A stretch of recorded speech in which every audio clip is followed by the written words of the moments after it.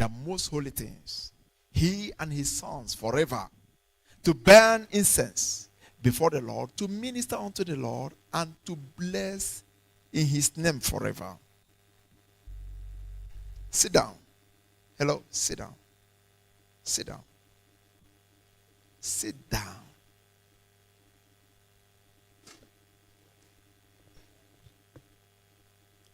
Or shall find out what are our challenges.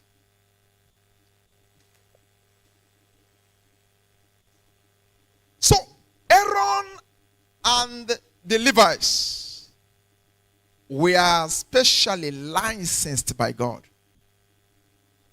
to pronounce blessings. Listen, you know why I'm saying this? The Bible says, my people are destroyed for lack of knowledge.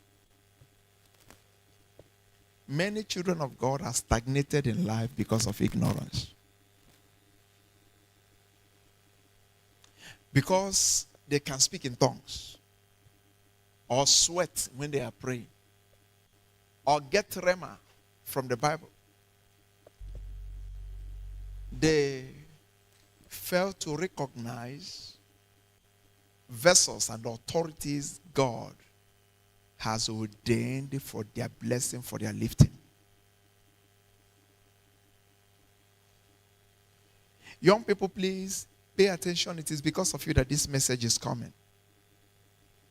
That's okay. Hello, sister.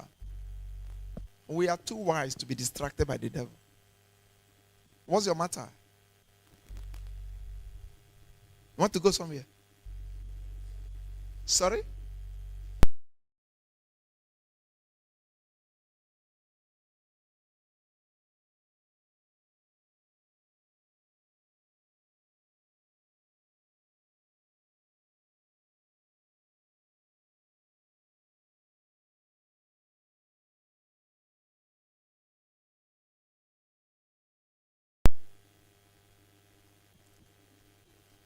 Someone is brought here tonight by God to receive in 5 minutes what 1 year of fasting every day can never give you.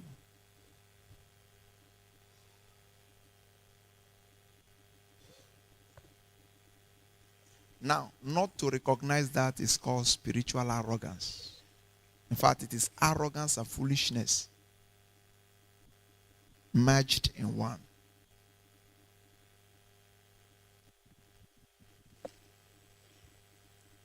All the children of Israel had been blessed by Jacob, tribe by tribe. Moses had also blessed them tribe by tribe. But then God chose another tribe. I said, I give them a special authority.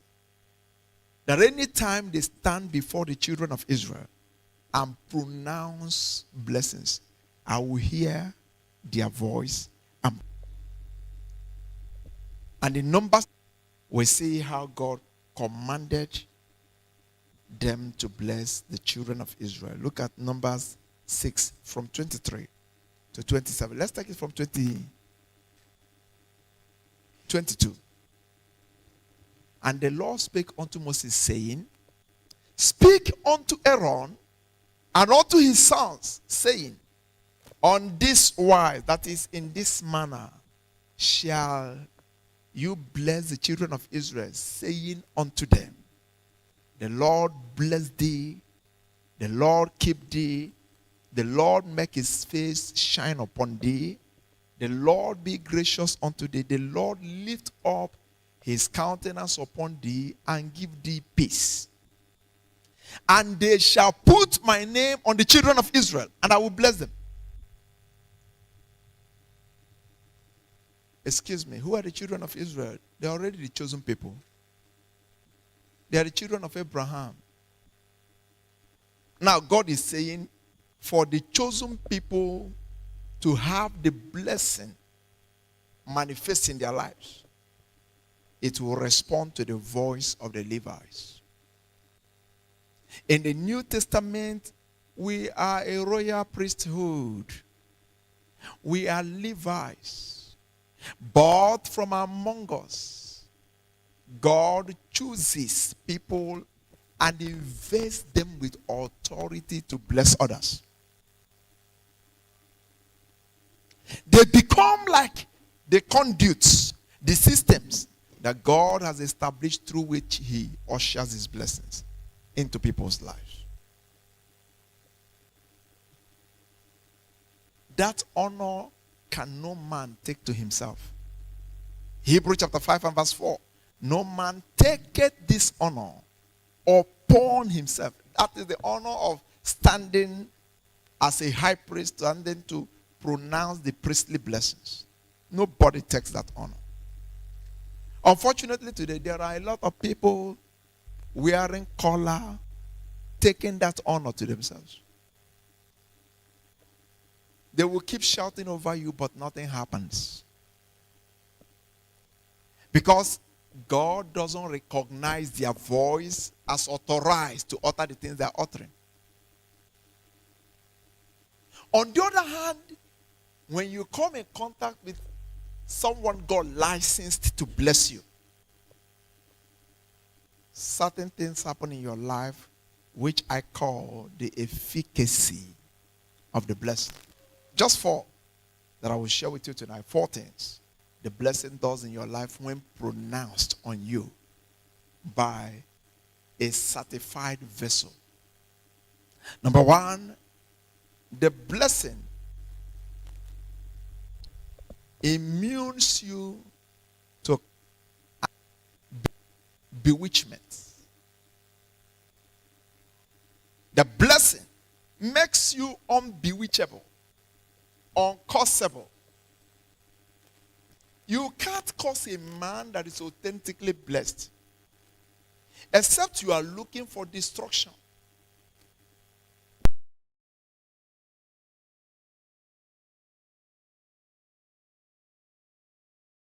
Our patriarch Abraham says, I will bless them that bless thee, and curse as a thee. You can't bless a man God has blessed and not be blessed. And you can't curse him and not be cursed. So the blessing makes you a no-go area for witches and wizards. For some years, this church faced a court battle, orchestrated from the witchcraft covens. I know because God opened my eyes and I saw where the battles was coming from. So they ganged up because they understand what we represent and the damage that this ministry inflicts on them. They wanted to discredit the ministry, tear down the building and all of that. The woman who led that fight will never recover from the blow God has begun to give her. Yesterday, she was sentenced to prison. That is less than 1 year after church won the fight. Her lies caught up with her. She was trying to make the church look like the church was stealing land when she was the thief. She was going in the street talking against the church. But yesterday, the people she forged signature to sell their land got her convicted in the court, sentenced her.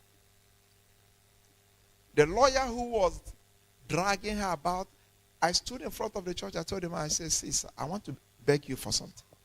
Say, see this man here. Don't fight me. If you fight me, you will die. I have a covenant with God that nobody will do me evil in this ministry and go scot-free, except I pardon you and release you. Don't. I am begging you. He insisted. He said, I know this is a case I win. I'll become a son. I said, well, I wish you well. He ran from the court. When When he began to see the handwriting on the wall, he surrendered. That same yesterday, he himself, the lawyer, was arrested for a crime, handcuffed from the courtroom. You know why I have to talk it from the pulpit? It's important people know. You can't fight a blessed man.